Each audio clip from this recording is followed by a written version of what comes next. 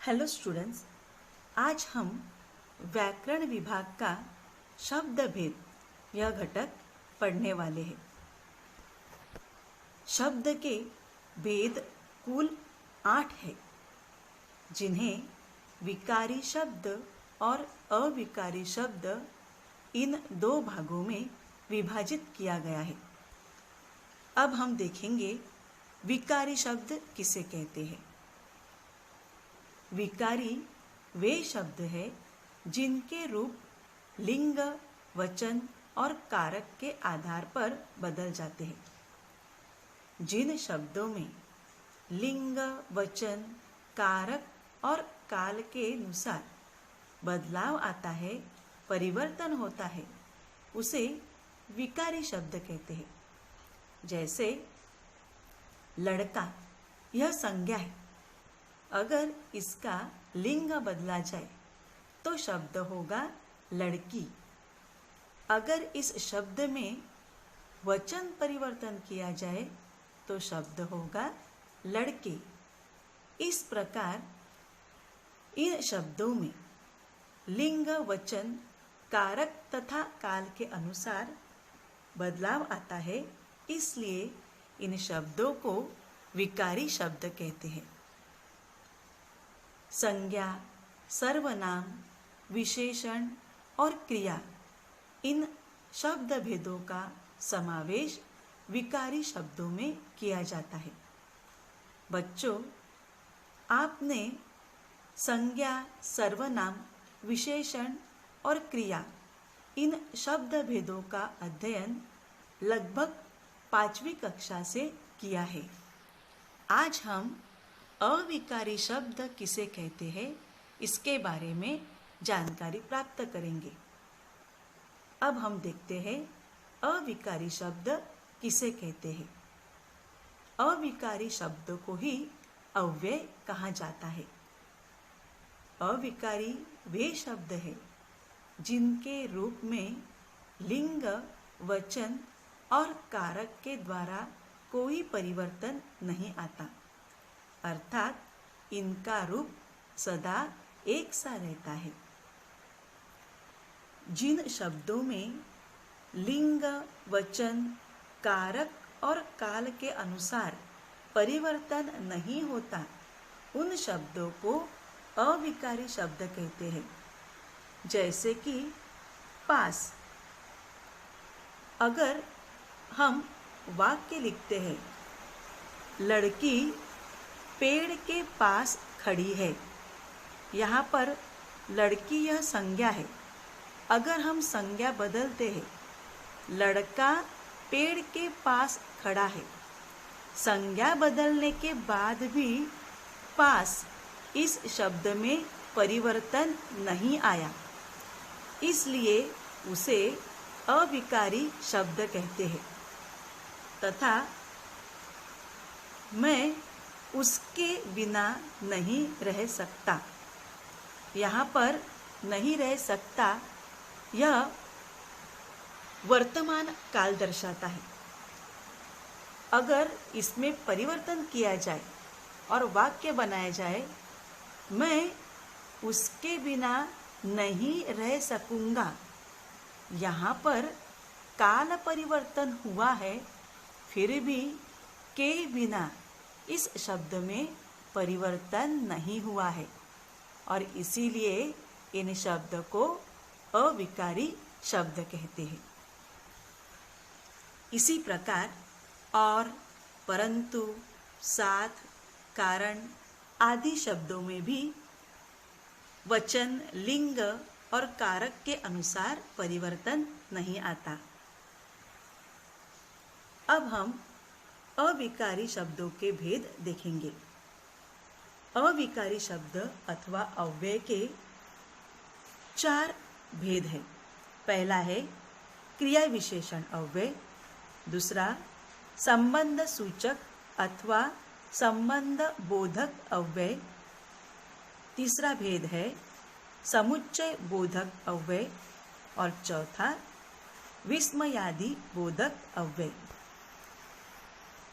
अब हम देखेंगे क्रिया विशेषण अव्यय किसे कहते हैं। जो शब्द क्रिया की विशेषता बताते हैं उन्हें क्रिया विशेषण अव्यय कहते हैं। जिन शब्दों से हमें क्रिया की विशेषता समझती है उन्हें हम क्रिया विशेषण अव्यय कहते हैं। अगर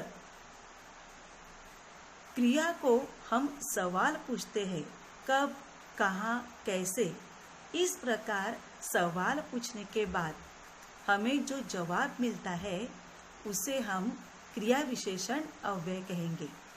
उदाहरणार्थ, यहाँ कोई नहीं था। इस वाक्य में नहीं था यह क्रिया है।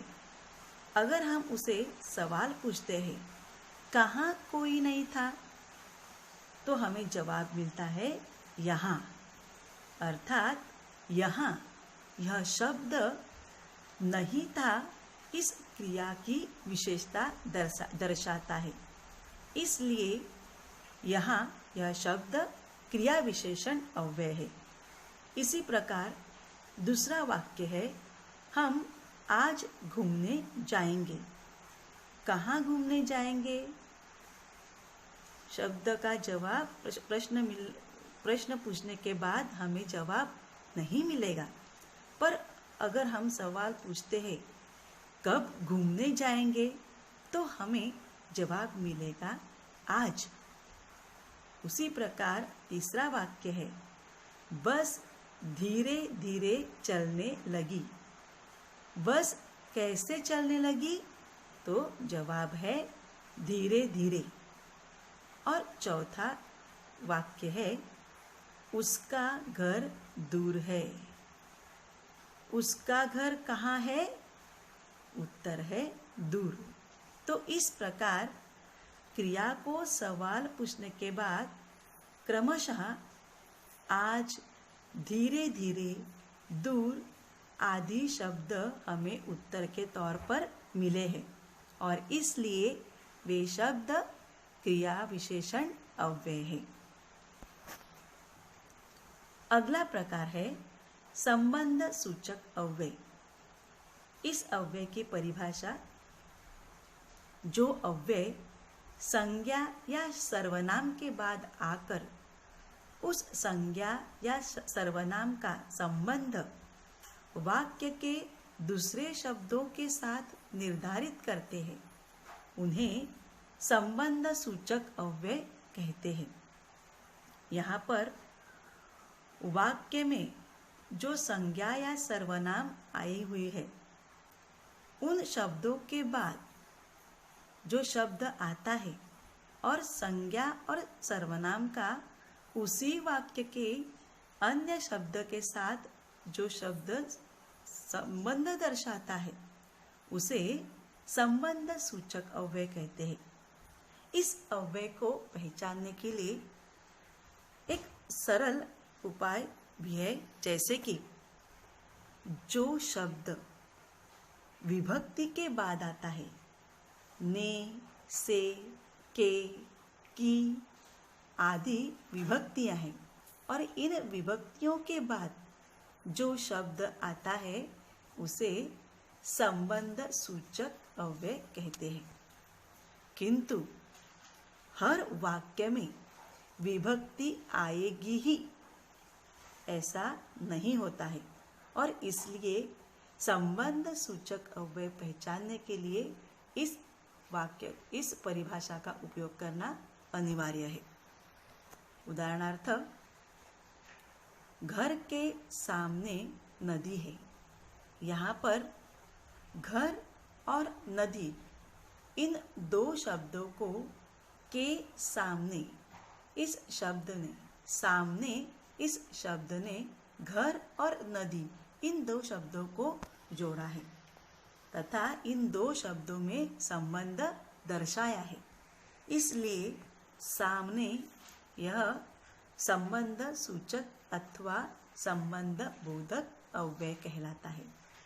उसी प्रकार दर्द के मारे वह चीख रही थी। इस वाक्य में दर्द और चीखना, इन दो शब्दों का संबंध के मारे इस शब्द ने दर्शाया है और इसलिए के मारे के यह विभक्ति है और उसके बाद आया हुआ शब्द मारे यह संबंध सूचक अव्यय है। अगला वाक्य है अंधेरे के कारण कुछ दिखाई नहीं दिया।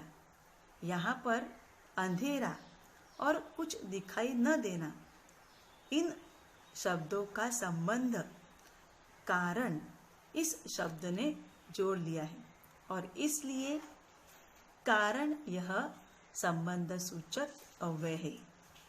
इसी प्रकार अगले वाक्य में स्कूल और विद्यार्थी इन दो शब्दों का संबंध के लिए इस शब्द ने दर्शाया है और इसलिए यहाँ पर लिए यह शब्द संबंध सूचक अव्यय के रूप में आया हुआ है। अगला प्रकार है समुच्चय बोधक अव्यय। जो अव्यय एक वाक्य को दूसरे वाक्य से, एक शब्द समूह को दूसरे शब्द समूह से या एक शब्द को दूसरे शब्द से जोड़ते हैं उन्हें समुच्चय बोधक अव्यय कहते हैं। जो शब्द दो वाक्यों को अथवा दो शब्दों को जोड़ता है उस शब्द को समुच्चय बोधक अव्यय कहा जाता है। और, लेकिन, किंतु, परंतु आदि समुच्चय बोधक अव्यय है। उदाहरणार्थ रिया बोलती है लेकिन लिखती नहीं।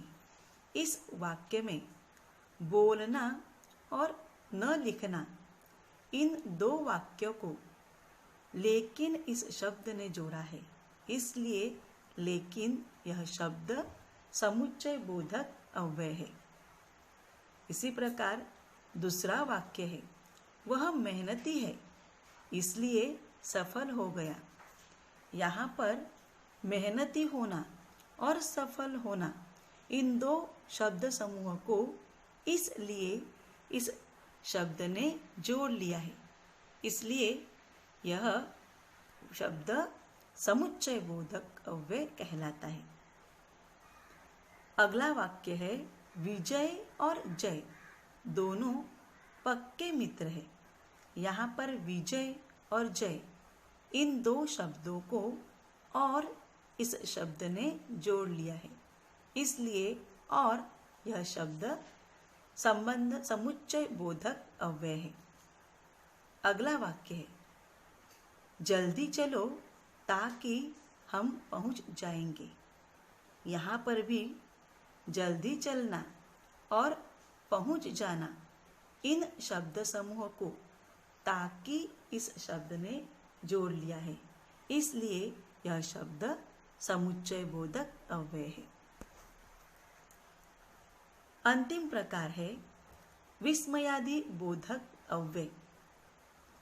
जो शब्द आनंद, भय, हर्ष, शोक, तिरस्कार, घृणा आदि भावों को व्यक्त करते हैं उन्हें विस्मयादि बोधक अव्यय कहते हैं।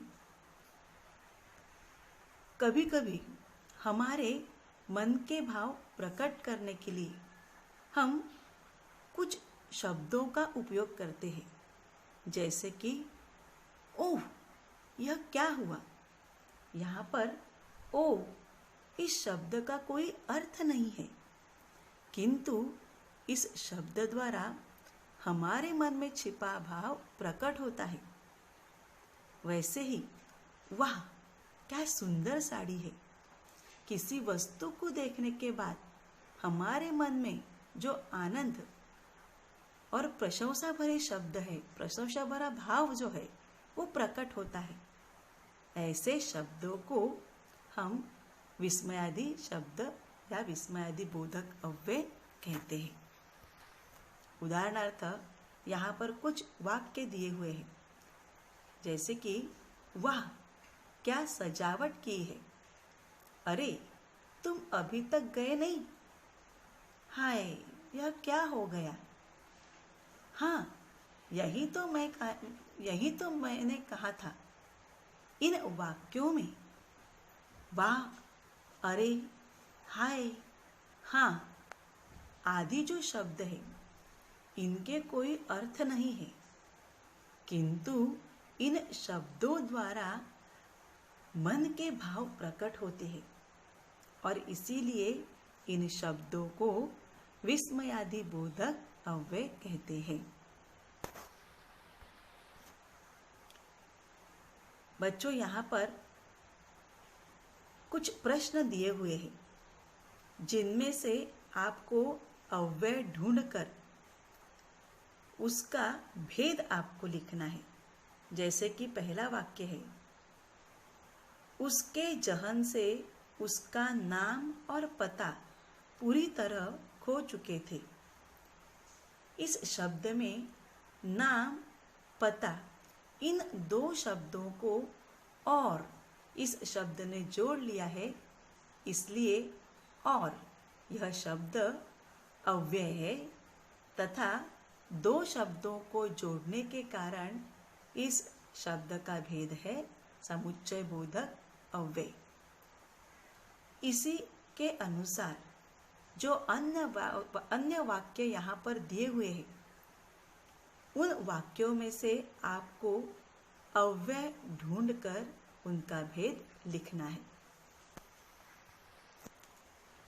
अगला प्रश्न है, यहाँ पर कुछ शब्द दिए हुए हैं, यह अव्यय है और अव्यय के रूप में इनका वाक्य में उपयोग करना है और आपको ऐसे वाक्य बनाने हैं जिनका कोई अर्थ हो, अर्थात अर्थपूर्ण वाक्य में आपको उपयोग करना है। उदाहरणार्थ, परंतु मैं उसे बुलाना चाहती थी, परंतु वह कोई काम में व्यस्त थी। यहाँ पर बुलाना और व्यस्त होना, इन दो वाक्यांश को परंतु इस शब्द ने जोड़ लिया है, इसलिए यहाँ पर परंतु यह शब्द समुच्चय बोधक अव्यय के रूप में आया हुआ है। इसी प्रकार आपको अरे रे, के सामने, धीरे धीरे, इसलिए, छी, ऊपर और के अलावा आदि शब्दों का वाक्य में प्रयोग करना है। Thank you.